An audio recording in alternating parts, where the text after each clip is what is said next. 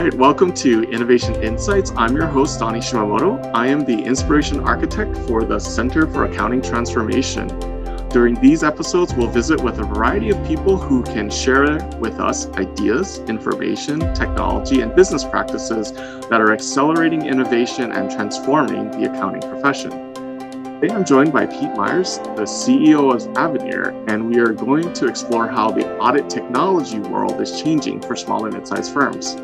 So welcome, Pete. And actually, can we just start with your firm or your company's name? Because that's definitely different. It's not what we normally hear here in the US. So what does your name mean? And tell us a little bit about what you guys do. Yeah, certainly. So naming is always an interesting challenge for any organization. It's, you're trying to figure out a name that best represents who you are and sort of makes sense. So the name journey, it was fairly lengthy process. We interviewed a bunch of people, mostly out of New York area, to try and get a cross section from diverse backgrounds across the globe. And I do find, entomology very interesting. As sort of ever since reading Bill Bryson's The Mother Tongue, sort of had this fascination of where words come from, and especially within the English language that pulls language or words from all the other languages. So diving into sort of financial audit and, getting into the audit word itself and the base behind that being to listen. So we wanted to pull that into the word, the essence behind what an audit is, which is, listening and perceiving what's happening and what's going on. So that's where the AU component of Auvenir comes from. And then the second part of it is avenir, and that's from the French word avenir being the future. So you sort of bring those two together, and it sort of becomes a bit of a nod to the origins of Auvenir, sort of looking to the audit space, and then also looking to the future of where we want to be. We want to help create the platform for the future of audit. And, we always want to be looking towards the future. So what we've been working on and developed is a platform for financial audit. And the intent here is to pull the best in class of technology and present it in an easy to use format for the end user, so they can easily access the technology in context. So in other words, you don't want to be jumping between programs to use the technology. You don't want the technology sort of sitting on the side, but it's actually as you're working through a working paper and you need to do some testing, that you can pull that technology that you need to do that testing then and there and produce the results that are fed straight into the platform and continue to allow you to work through.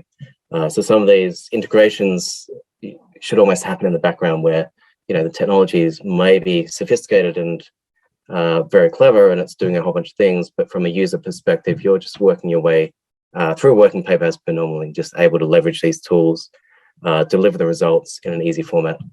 And one of the key philosophies that we have here is that as an auditor, you need to understand what that end result is, because ultimately you need to be able to produce a working paper and you need to be able to talk to the results that you found there. So we've avoided the black box type approach of a company is offering some great technology that just does a whole bunch of things in the background and produce the result, but it's not easy for someone to explain.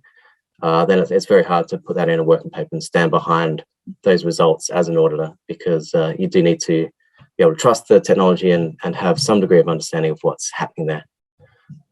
So that's what we've done. We've really been focused on small to medium-sized firms because they're the ones that don't have access to the heavy technology, and they're the ones that we can give the biggest value to in a short amount of time.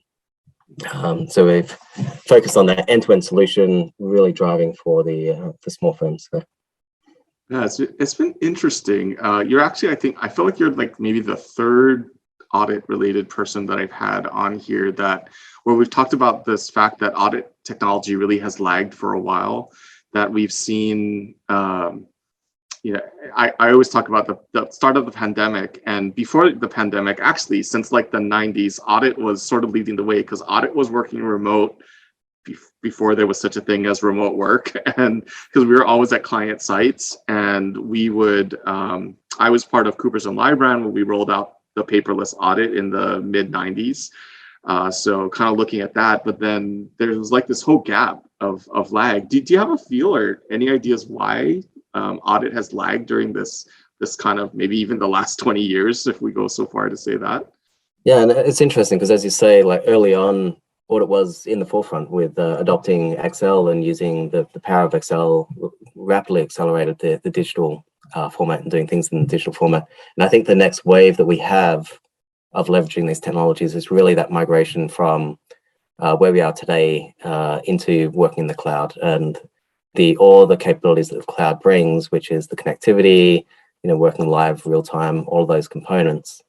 In the last 10 years ago, people were very nervous about the cloud. They were very nervous about the security behind the cloud.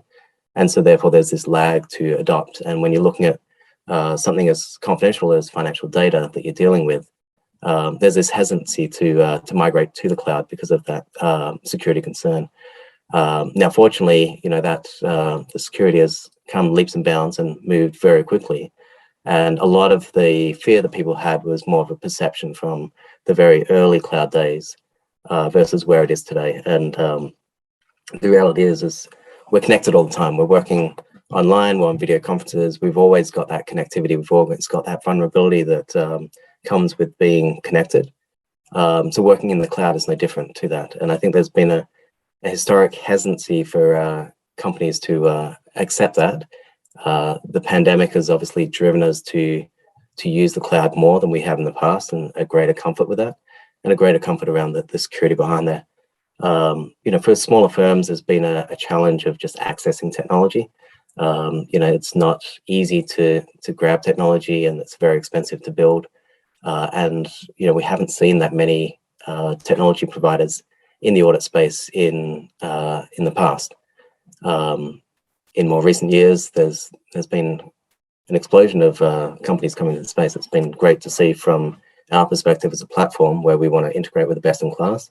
And the other thing is a lot of those companies that were around or started 5-10 years ago have now matured to the point that they're meeting all those security requirements as well.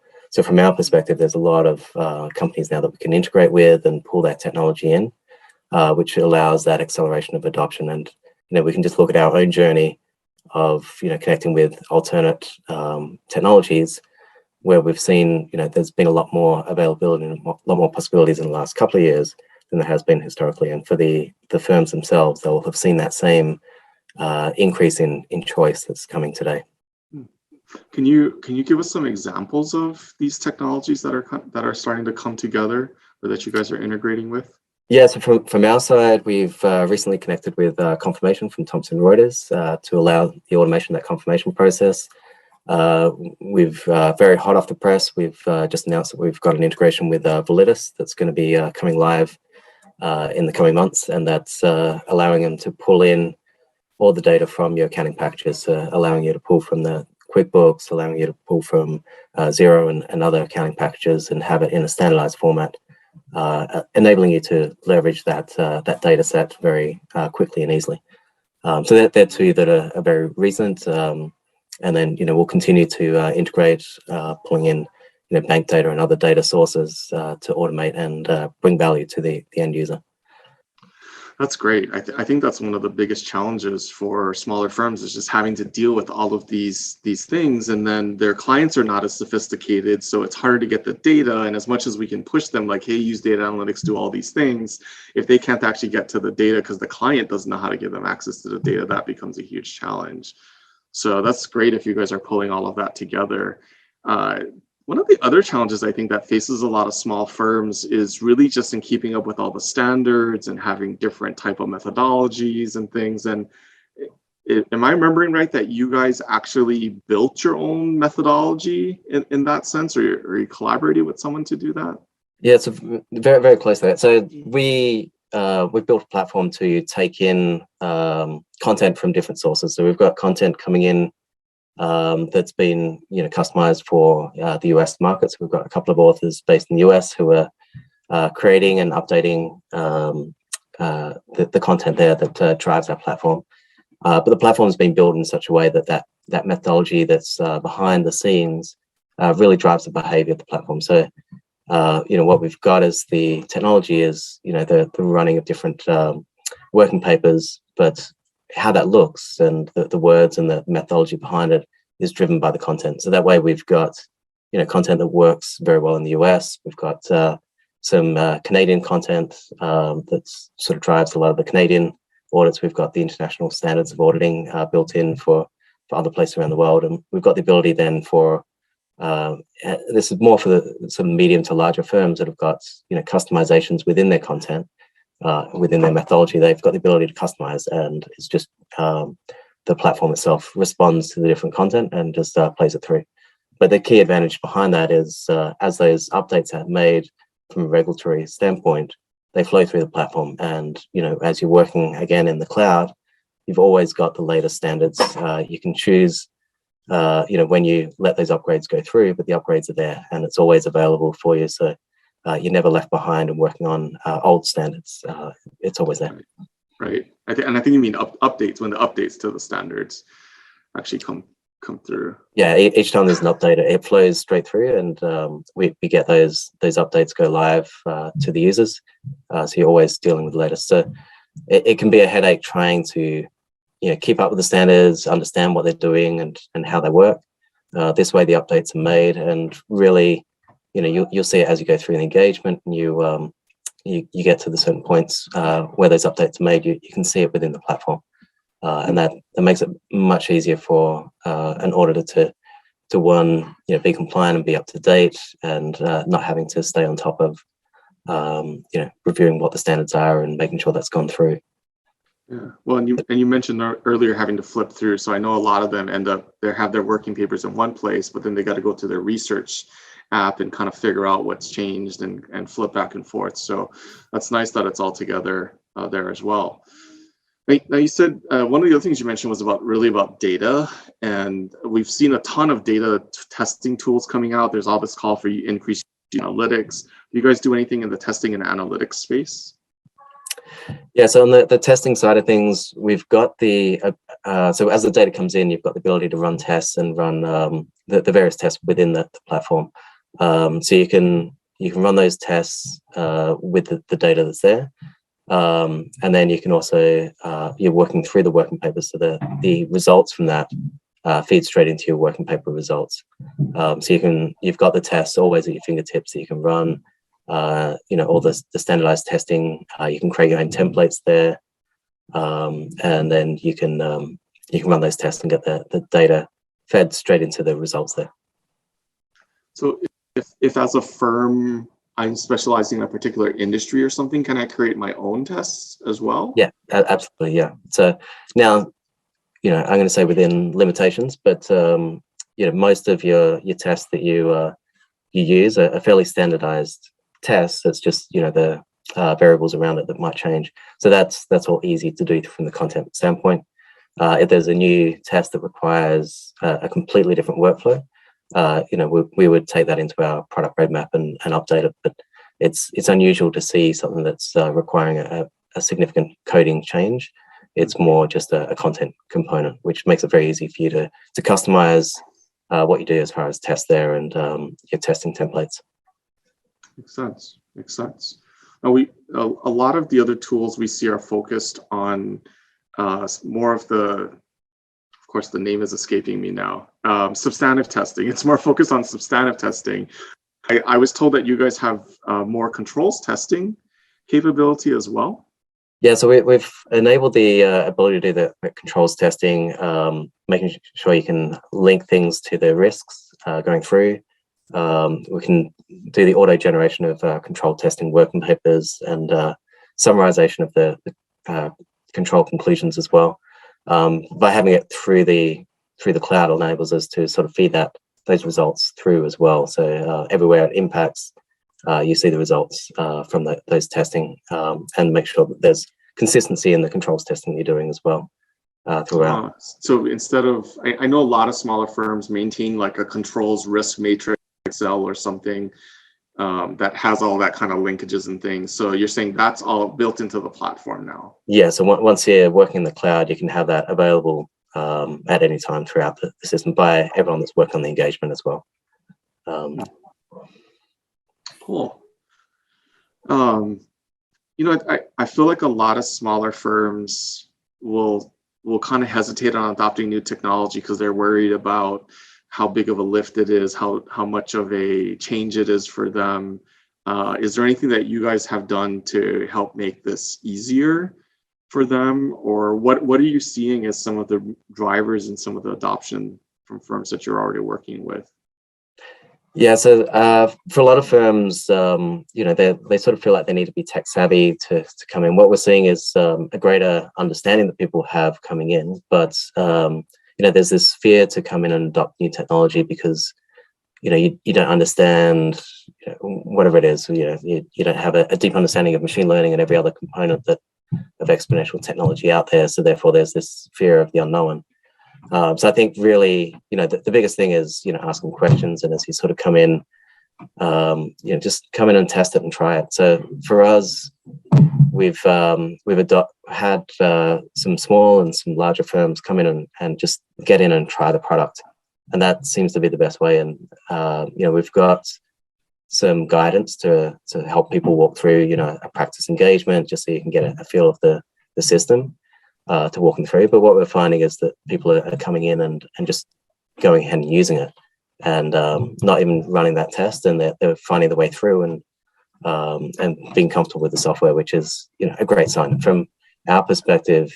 That intuitive type platform is key. Like the more you can make this something that someone can just pick up and use with minimal training, the more effective it's going to be. Not only for that initial onboarding, but if you think about small firms, and especially this day and age where we've got a more significant turnover of staff, you've got new people that are coming in and you want to get them onboarded very quickly. Just having that intuitive platform enables them to get in and get working as quickly as possible with minimal training. So we've got some standardized data and mock engagements that you can set up and run through to sort of get yourself up to speed and familiar with the platform quickly. But I think the key really is the intuitive behavior, where you can pick it up and start working on engagement if you want to, and run through it. Cool. Well, and do you have any thoughts on?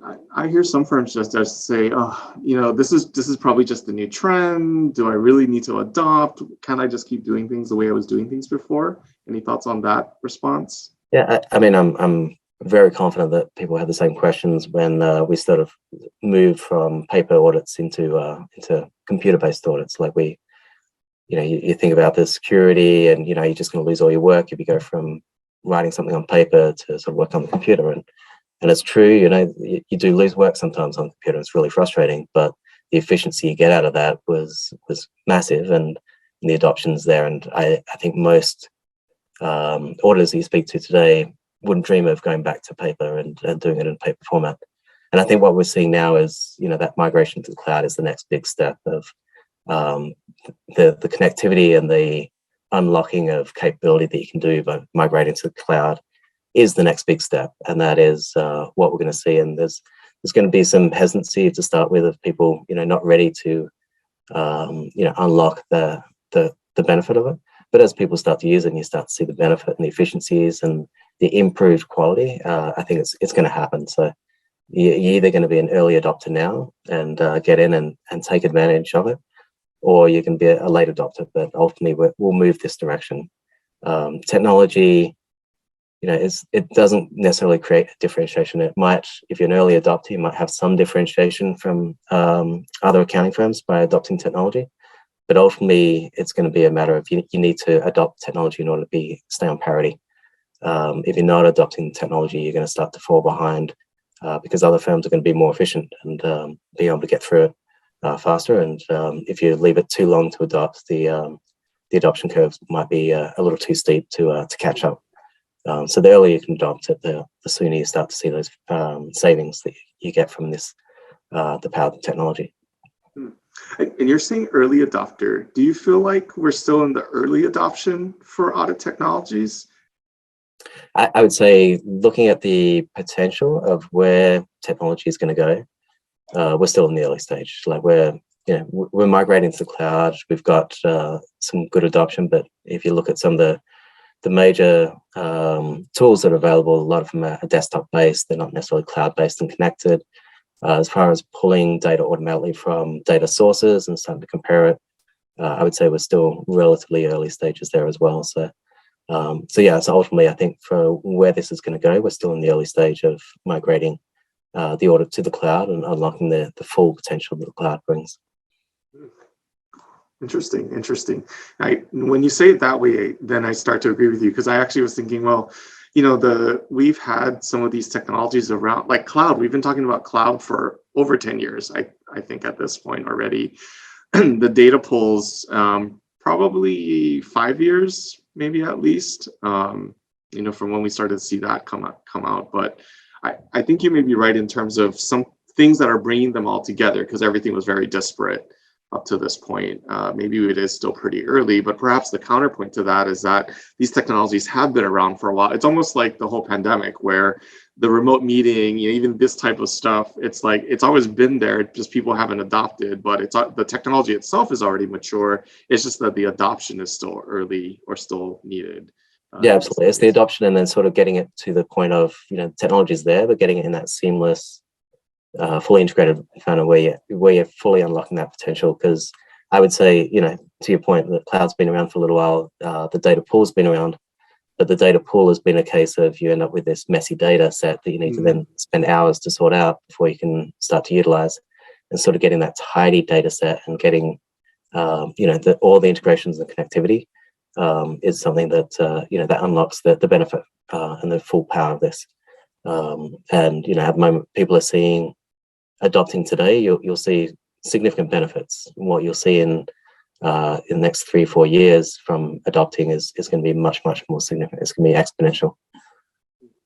Well, actually, since you mentioned that, I think we've made it really clear to firms that they need to look at this now. This is definitely something. It's here. The technology is mature. Maybe the platform that's bringing it all together is still evolving, and we're seeing multiple players come into that space. So I think that's the sign that the time is now. What do you see as the future in audit or for accounting firms as we go forward? Let's say in this 3 to 5 year timeline, what do you think is going to happen? Yes, I think what's going to happen is the technology itself is going to enable a lot more efficiency, and I truly believe there's the opportunity here for us to look beyond, just the financial component of the financial audit. So if you look at what a shareholder cares about when they're reading financial statements or financial reports, there is a trend where people are starting to look at, let's say, the environmental impact and what's happening there. And this is where the audit profession has a lot of trust behind them to start validating some of that information as well. So we start to broaden, what the opinion covers. It'll be quite interesting to see what happens there. But I think the technology will enable us to be able to digest much greater sets of data, much less organized data, and to be able to provide some feedback to shareholders on other elements that they care about that changes their investment decision. And ultimately, that's what we're doing, is providing a trust so that investors can trust what the management reports are telling them. And I believe that the CPA as a profession has the ability to provide a lot more than just financial feedback there. I definitely agree with you. That's part of why we're here as the Center for Accounting Transformation, is to really look more forward and to say, hey, ESG reporting, non-financial reporting, that really is the future. And we need to get financial reporting under control and automated and much more efficient and effective to start with. But as we go into the future, which is not that far away, we really need to start looking at all of this stuff. So I definitely agree with you on that future look there. Yeah, investors care today, and what you're going to find is over the next, even 3 to 5 years, it's not that far down the road that this is going to become, one of the prime priorities for investors as they make their investment decisions. And if I might ask, do you guys have anything that you can share with us that you guys are looking towards this already? So what we've built is the ability to pull in content and all sorts of different content. So we're looking at content sources behind this because really you just need a methodology and a content to drive the way we go about this. So we're looking at different sources for that. But then ultimately, once you've got a good credible source, and then it can be brought into the platform very quickly and easily. Cool. It's good to hear that you guys are already getting ready for that. Well, we're pretty much at time, so I want to really thank you again for taking the time and spending this time with me to help our auditors out there, and especially our small firm auditors, to really see like, hey, there's new things, so you should get your head up out of the books and out of the work papers and take a look at things before the next round of busy season starts. So again, thank you very much for giving us insights into the innovations that Auvenir is bringing into firms and helping to transform really the audit space for small and mid-sized firms. I encourage all of you out there that are listening to visit the Center for Accounting Transformation website at www.improvetheworld.net. And our Center for Accounting Transformation really is to help business professionals like you get more information and background on the technologies that are not just out there, but are ready and available for adoption, like Auvenir here. So thank you again, Pete, and thank all of you. And I look forward to seeing all you all on the next podcast. Thank you, Donny.